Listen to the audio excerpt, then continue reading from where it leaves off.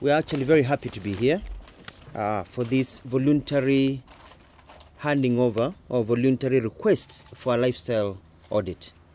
I held a meeting with Mr. Wako, Mr. Mubea in Machakos, where I told him that I want Machakos to be the cleanest and best county in this country. And with the challenges of corruption and with all the things that are happening and the greed that we've seen with government officials, I suggested that it would be important for us to undertake several things. One are sting operations to catch officers who are taking bribes or engaging in corruption. And second, also to undertake a lifestyle audit. I followed that up by writing to the EACC, giving myself as an example, leading from the front, saying I want myself to be audited for lifestyle audit, and also requesting that my officers be done the same. And I received a reply which required us to collect information. If I can look at the letter just quickly.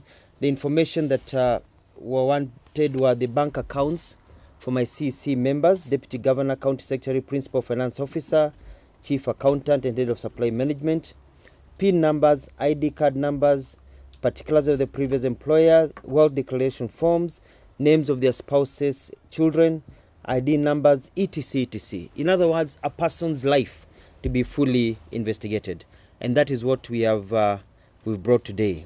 After we got the letter from the EACC, we communicated to all our members, and I'm very happy to say that my cabinet, together with my chief officers and directors, have all basically complied.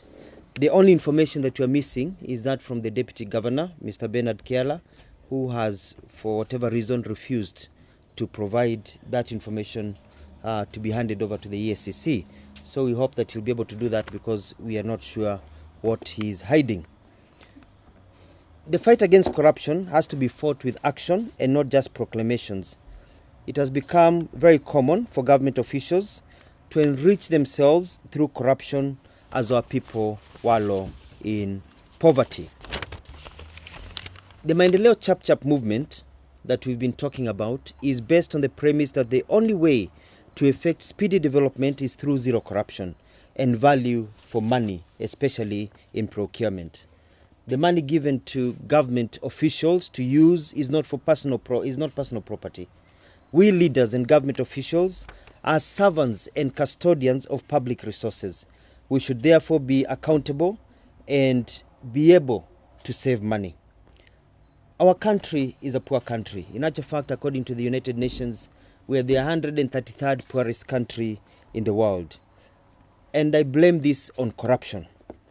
In actual fact, if truth be told, the challenge we face on many areas, from terrorism to dilapidated roads to lack of medicine, are because government officials are busy cutting deals, inflating prices, taking bribes, grabbing public land, and also conniving on how to undercut each other because of money, just stealing from the public. I want to commend President Uhuru Kenyatta for appointing the committee, or is it a task force, to come up with strategies to deal with corruption. This is because the perception in the country is that corruption is at a very, very bad level. Others are even saying it is cancer at level 4. And I hope that the strategies that they'll come up with will, and this is something we discussed in the morning, I would highly recommend that all heads of department, may you be an OCPD, may you be a chief, all heads of departments, a doctor, a superintendent, to be held personally responsible for any corruption happening within their offices by their own officers. That way kila mtu atakaa chonjo, so that you don't have to wait until EACC comes to you.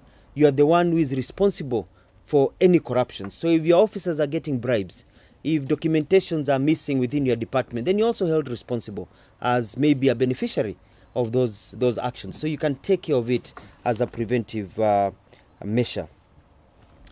I also call upon other leaders in this country, members of parliament, senators, other governors, cabinet secretaries, principal secretaries, CEOs of parastatals, to follow suit what we've done, to actually also themselves voluntarily come and say, audit me, niangalie hii mali niko nayo ni yangu.